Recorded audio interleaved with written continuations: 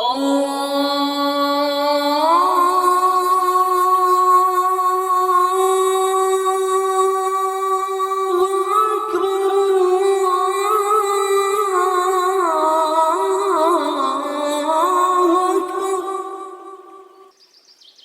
ایمان والو، جب جمعے کے دن نماز کے لیے پکارا جائے تو اللہ کے ذکر کی طرف لپکو اور خرید و فروخت چھوڑ دو، یہ تمہارے لیے بہتر ہے اگر تم سمجھو۔ محترم سامعین و ناظرین کرام، آپ سن رہے ہیں خطبات حرمین سے انتخاب۔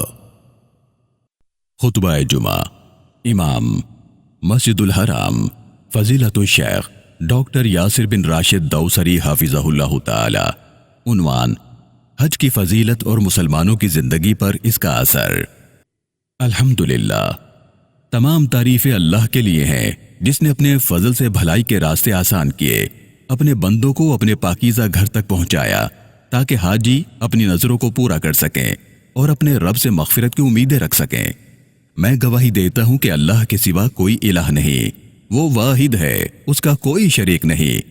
میں یہ بھی گواہی دیتا ہوں کہ محمد صلی اللہ علیہ وسلم اس کے بندے اور رسول ہیں۔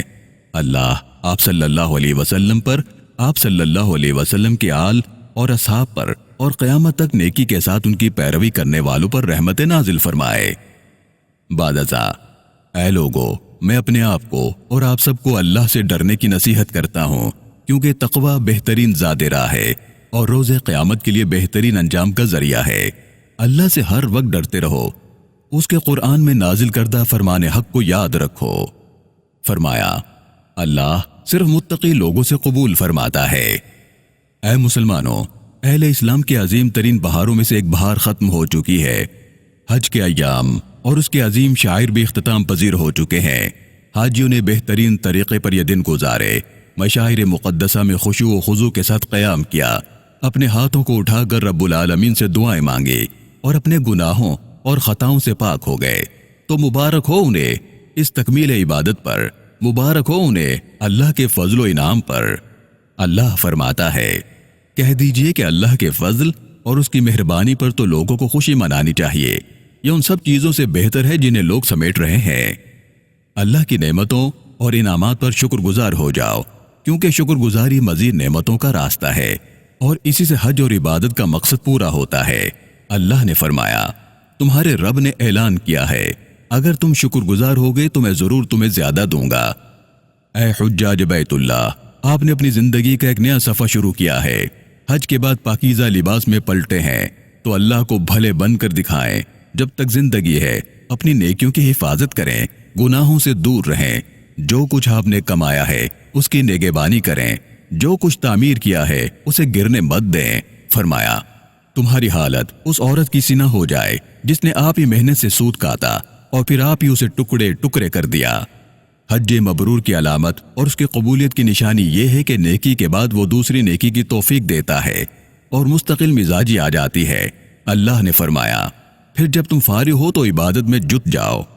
مومن کا یہی حال ہوتا ہے، جب بھی وہ ایک عبادت سے فارغ ہوتا ہے تو دوسری عبادت شروع کر دیتا ہے۔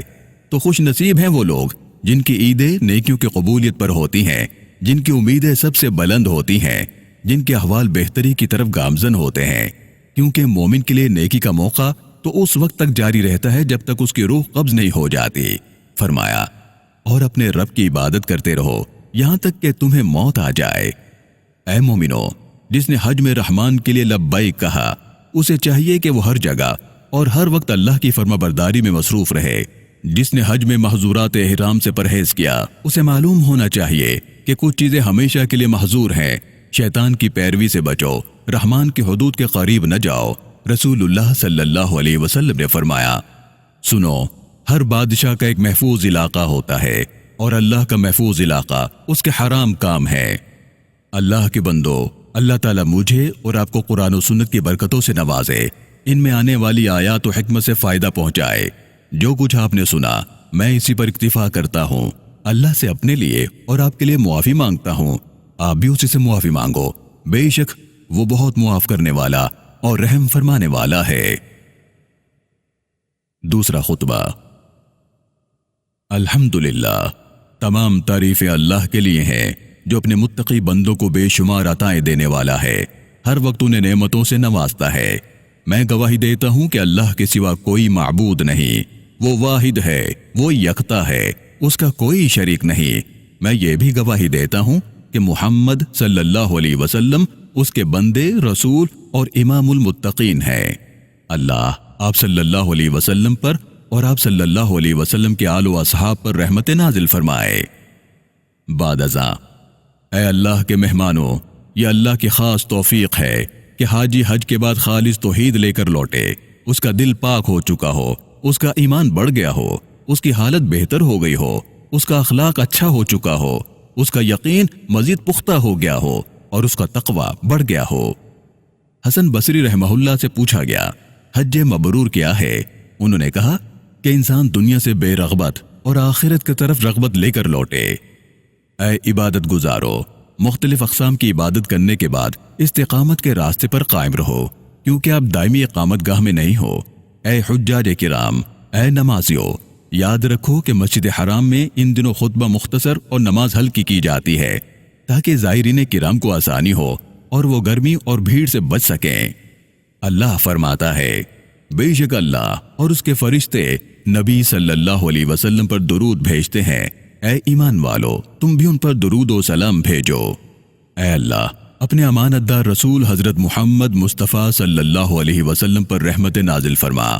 آپ صلی اللہ علیہ وسلم کی پاک اور طیب و طاہر آل پر بھی، ازواج مطہرات پر بھی، جو مومنوں کی مائیں ہیں، سب پر رحمت نازل فرما۔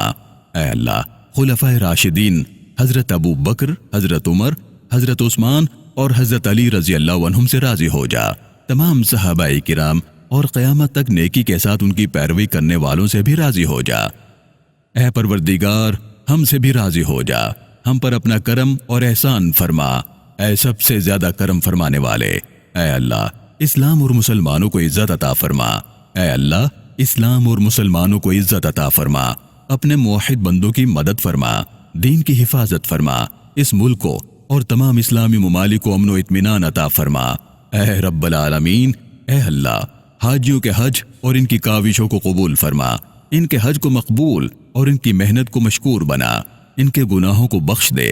اے اللہ، ان کے سفر کو سعادت والا بنا اور ان کے اپنے ملکوں میں واپسی کو خیر والا بنا، ان کی راہ کو سلامتی اور امن والا بنا۔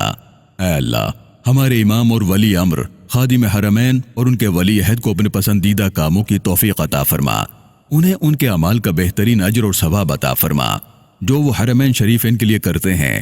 ان تمام لوگوں کو جزائے خیر عطا فرما جو مہمانان رحمان کی خدمت میں ہیں۔ ہمارے محافظوں اور سرحدوں پر ہمارے سپاہیوں کو بہترین اجر عطا فرما۔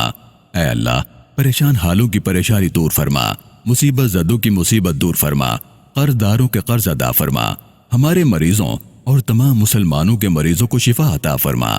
اے اللہ، ہمارے مرحومین اور تمام مسلمانوں کے مرحومین پر رحم فرما، دنیا بھر میں مظلوم مسلمانوں کی مدد فرما، فلسطین میں ان کی مدد فرما۔ اے اللہ، ان کی مدد فرما اور ان کے ہر دکھ کو راحت میں تبدیل فرما اور ہر تنگی سے نکلنے کا راستہ بنا اور ہر بیماری سے شفا عطا فرما۔ ربنا تقبل منا انک انت السمیع العلیم۔ اے ہمارے رب، ہم سے قبول فرما، بے شک تو سننے والا اور جاننے والا ہے۔ ہمیں معاف فرما، بے شک تو بہت معاف کرنے والا اور رحم فرمانے والا ہے۔ ہم پر رحم فرما، بے شک تو بہت معاف کرنے والا اور رحم فرمانے والا ہے۔ سبحان ربک رب العزت عما یصفون وسلام علی المرسلین والحمد للہ رب العالمین۔ پاک ہے تیرا رب، عزت کا مالک ان تمام باتوں سے جو یہ لوگ بنا رہے ہیں، سلام ہے مرسلین پر، سب تعریف اللہ کے لیے ہے جو تمام جہانوں کا رب ہے۔ آمین آمین یا ارحم الراحمین۔